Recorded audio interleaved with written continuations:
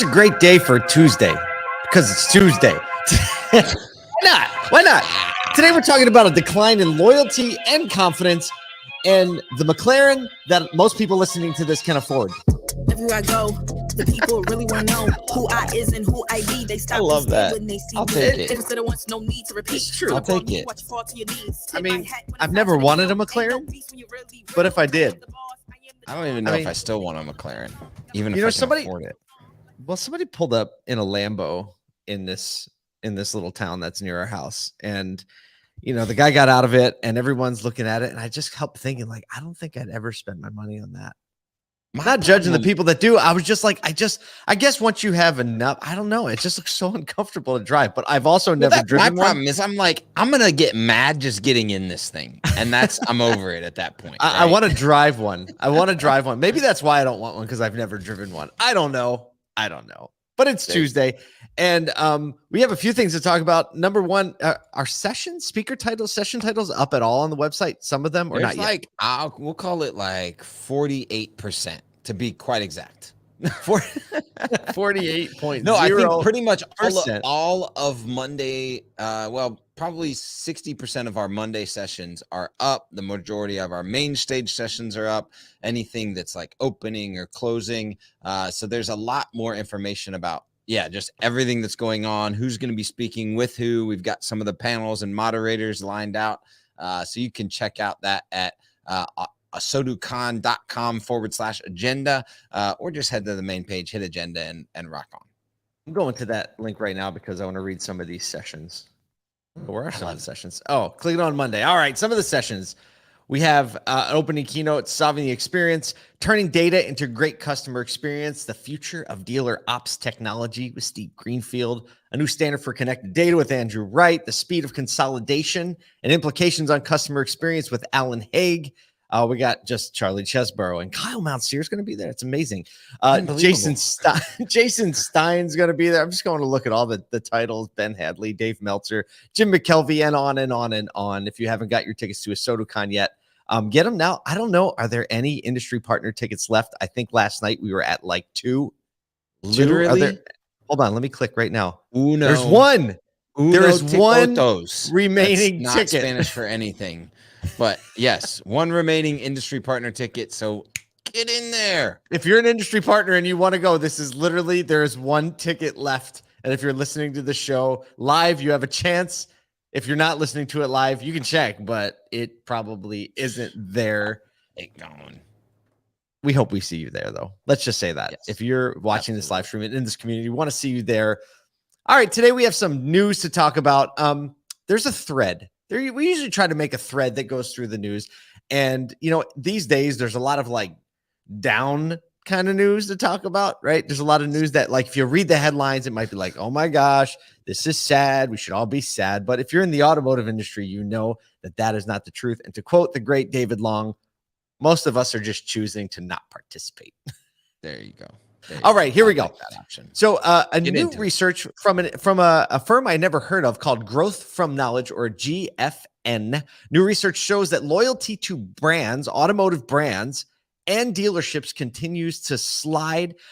Basically, it's saying it's declining as paying MSRP or above MSRP is the norm. Get this, 80% of car buyers, they paid at or above the sticker price. 80%.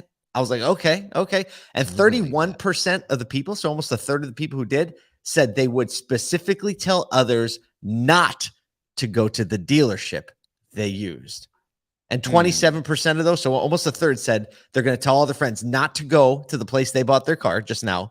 And about a third of them are also said they're not planning on going back to the store for service. That's a little bit of a problem. This is timely, because yesterday I was talking with Michael Cirillo, and both of us were posting all over LinkedIn about this thing called Net Promoter Score. And this is exactly what we're talking about. Explain what Net Promoter Score is. There you go. A Net Promoter Score means that someone would return or refer someone else to your business, right? So a lot of companies in the late 2000s started moving to Net Promoter Scores as a measure of their business efficiency and retention capacity. And typically it's just a scale. It's just a yes, no answer. Like, would you refer or not? And companies strive for net promoter scores in like the greater than 90% range, because you want to make sure that the people you're doing business would also push others and come back to your business. So as an industry, you're like, 31%, not a big deal. But to have less than a 70% net promoter score is a big deal. That's a huge deal. So think of it. It helps me because it took me a while, actually, even as a marketer with a marketing agency. Like, what net promoter score? Net promoter score. Think of it this way: it's like a catch-all metric, right? When it all comes down to it, would you come back, and would you tell your friends to come here? That's it. And 70% is really bad. It's really bad. You can't run a thriving business on 70%. Get this, it gets a little deeper. 27% of respondents said they would not buy from the same brand. So think Honda, Toyota, Chevy, whatever, if charged over MSRP. And 23% of the people, so almost a quarter of the people, said paying over MSRP negatively impacted their opinion of that brand. So if I went and I bought a Honda and I paid over MSRP, I just start to lean the fact like, you know what, maybe I really don't like Honda, which is a problem if you're an OEM. That's a definite problem. Now, I've got a couple comments on this before we get to kind of the quote. But because I think there's been a lot of conversation around supply and demand and MSRP and whether or not that's the price that should be listed or not, and whether or not dealers have should have the ability to mark vehicles up. And I honestly kind of go back and forth. Like, if I was running a dealership, I probably wouldn't go over MSRP. That's just personally how I would do it. But I don't fault those for charging over MSRP, especially those that might have, sold into their pipeline 2 and 3 months down the road. And they're trying to figure out, hey, am I going to sell this car in Colorado or am I going to sell it locally? Right? Like, if I'm selling a car in Colorado, I've got to get the value out of that vehicle, more than what market value. If you're selling it outside your market, it's almost like why wouldn't you go market this value? Is an interesting thing. When I think about the survey, is did they only go after local respondents to that dealership? Right. Because I know a ton of dealerships that are selling out of their market more than usual because of inventory, issues. So I hesitate to take this survey at its face value, especially because when you look at like a leading question, like, if the vehicle was priced over MSRP, would you buy somewhere else? I'm like, well, no, I would say no to that. Right. And so, but they have to say, I'm pretty confident that because I did look at the site, I went to the Growth from Knowledge site and I looked through some of their other stuff, and it seems pretty credible.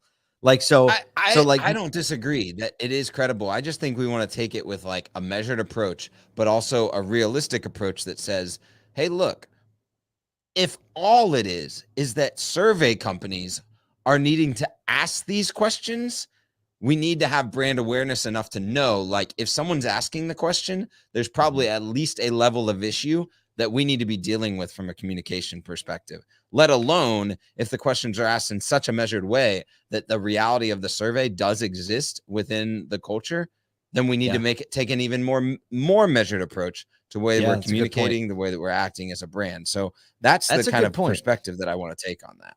Yeah, it's easy, like when you have this conversation, we've had it probably 50 times on live streams, on podcasts, in private Zoom calls. And there are good business cases for both sides. And so it's not like it isn't, like, to reiterate, it's not to pick a side. Like, I think dealers should have the flexibility to run their business because there's so much is required of them, like to be liable for all the investments they need to make, like in the real estate and the inventory and the staffing and all that, right? If you're liable for that much, you should be able to make more of your own business decisions. Meaning, if you want to sell at MSRP, over MSRP, market value, whatever approach you take, you should be allowed to have that approach. However, understanding that, like you said, this survey exists because there's a growing sentiment. Actually, it's a sentiment that's now being placed on top of the existing sentiment about auto dealers that isn't beneficial as a whole. And to just be aware of this. So here's a quote from Julie Kanar, the senior vice president at the GFK. She said, it's not that brands aren't doing anything to, try to keep pricing at MSRP. A lot of brands communicated with their dealers that they are potentially damaging their long-term equity that they've built up in the dealership and built up in the brand. But from a legal perspective, there's not a lot of holdout that brands can do. We're hoping that with releasing this research, we will provide brands and dealers with some data points that is not anecdotal, right? So these are actually firm data points of how people are feeling. And so our takeaway is this: whether or not you're charging over MSRP or not, I don't know if is there anybody charging under MSRP? I don't know about that. Of a dealer the other day that is somewhere in Texas. I won't. There's always one. There's always one. whether you're charging over MSRP or not, being proactive about over delivering on experience is the safe place to be, because you know what it's like when you pay a premium, but you have such an amazing experience that the premium doesn't matter anymore, right? That potential exists in every dealership across the country to affect this, whether you're charging MSRP or over MSRP or whatever you're doing. If you over deliver on experience, every one of us knows how that feels when we buy something and maybe it's expensive, but the experience is so great. We're like, it was worth it. Right. Yeah. And then, I would say that if you're charging above MSRP and you have zero difference in the way that you are approaching customer experience from when you were charging at or below, then you are making a major mistake in the opportunity to both adjust your processes to make sure that in the future you have even better processes. But even just currently is you should be doing something above and beyond, period, end of story. If you are charging above MSRP, like give a hat away at minimum. Right. give somebody a hat or something, and not that has the dealer's face on it. Just let's start there. Please no. A hat that they actually want. Speaking of things that people actually want. Stop. Segue. Time. Go with that for a second. Consumer confidence in the housing market has actually dropped to a 10-year low. So consumer confidence dropped to the lowest level since 2011, as both prospective buyers and sellers have become more pessimistic. I wonder why. Well, just 17% of those surveyed in July said that now is a good time to buy a home, down from 20% in June, according to a survey by Fannie Mae. From the article that we cited, even more telling is the share of sellers who think it's a good time to list their homes. That dropped from 67% from 76%. So people saying like, maybe it's not the best time to list my home. So in this index, they ask a question from 6 areas.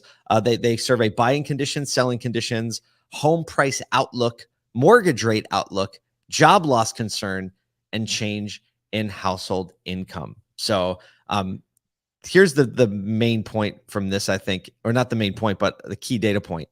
Pre-pandemic, right? Going into the pandemic, if you can even remember back that far, the economy was roaring. Everyone seemed very, very stable, happy, growth trajectory. A lot of people were feeling like it's never been better than this.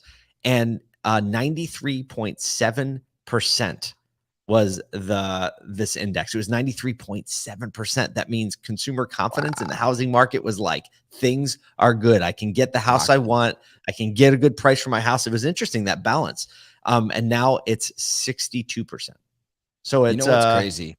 Just like personal research, and Nashville has been a booming market since literally 2009, right? When I go in and I'm this kind of weird guy that just checks Zillow because it's fun for me. And when I go in Zillow right now, like on your own home value and seeing what's like around? Home value, or like houses that are for sale around me and things like that. And all the houses that are for sale around me, like the closest 10 houses, all have price reductions in the last 10 days right now. Whoa. There you go. Which is a nuts thing, because the majority of the Nashville market sells for a premium over list price within 7 days typically. And we're seeing houses sit on the market for longer than a week for the first time in a long time, and seeing price reduction on those houses. So I think that there is a little bit of market correction potentially happening. I mean, there's still very little inventory, at least in Nashville, and I think nationwide. So I think it's just kind of like, in my opinion, this is still just like a market adjustment point. But there's still an uncertainty approaching large purchases from the market as a whole. The index overall showed that large scale across the country, obviously what you just shared shows that this isn't true in your neighborhood, that prices aren't dropping at this point, like large scale. But they say both supply is increasing as well as time on market are increasing, which are big indicators, right? When you have oversupply and things aren't selling fast, people start doing what they're doing in your neighborhood, which is dropping the price a little bit, trying to get people to pay attention. So look, these last two stories, here's the thread. People are feeling a little uncertain about houses and cars, right? So they're feeling maybe a little bit put out, a little bit discouraged. So anything you can do to sow some certainty into your process, into your marketing, into your brand, right? It really is just a counterpoint. These stories are telling us people are feeling uncertain about houses and cars. And empathy. If you are communicating some level of certainty and some level of empathy at the same time, like that's all people want. Yeah. They just want and a smile, want to be seen and a smile, right? Yeah, and some friendliness. I mean, think about it's like the David Long effect, we'll call it. Right? When you spend time around David Long, he didn't do anything to change the macroeconomic outlook, right? He didn't do anything to change it, but being around him and just understanding his mentality going through it and keeping an attitude of positivity, but not blind positivity, saying, hey, we're not participating in that. We're going to focus on these things we can change and try to make people's lives better as they interact with us. That actually the David Long effect takes hold. And you know what? You feel a little more certain and you feel a little more upbeat and you feel a little bit more like, oh, we can get through this. We can find something that works. And if you can manage to find a way that makes your consumers or customers or potential customers or service customers feel like that and provide them certainty, guess what?